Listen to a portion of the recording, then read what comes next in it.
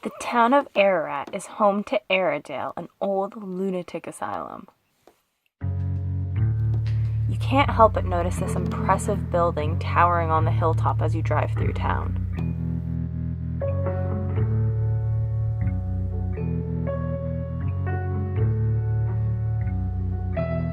The asylum was opened in the 1860s and remained open until the 1990s.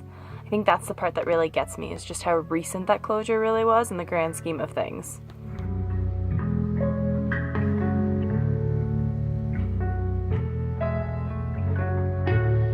The patients of Aradale were people who suffered from mental illness and conditions like epilepsy, autism, and Down syndrome. But sometimes something as simple as a limp could get you locked away because you were deemed one of the undesirables around town. I hear the neighbors are trying to atone. My little room without a view of its own.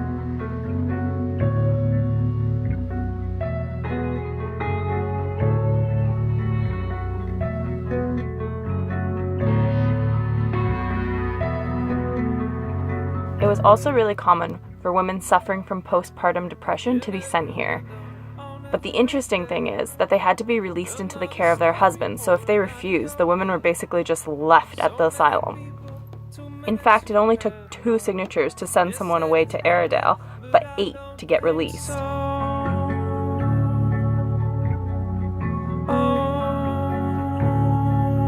There were also criminally insane people sent to Aradale, but they were housed off the main grounds over at J Ward, an old prison.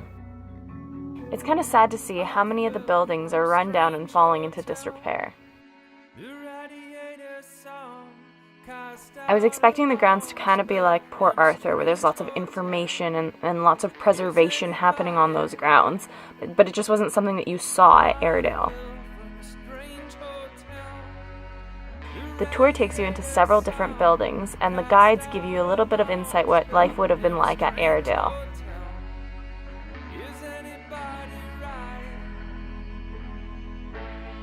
One of the main things that you'll notice when you're walking around the different wards is that the windows are filled with perspex, and that some of the windows are riddled with scratches. And I couldn't help but think of The Walking Dead as I was going through those rooms. I fell from a strange hotel. The radiator sound cast out. The emptiness on the grounds is a little like something out of a horror movie, and it's almost hard to understand why so many buildings and rooms sit empty and unused.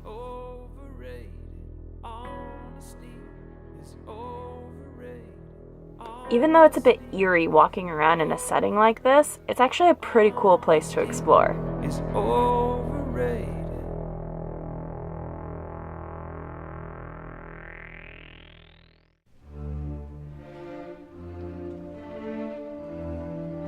It's a bit of a shame that the rooms are emptied out that you walk through.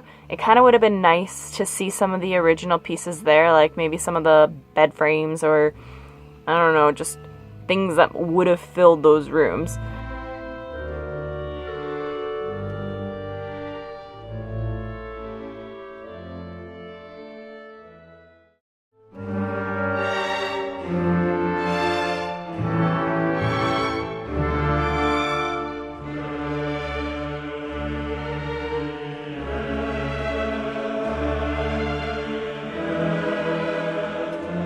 Tours only run twice a week and can be booked at the visitor center, so make sure to keep that in mind when planning your visit.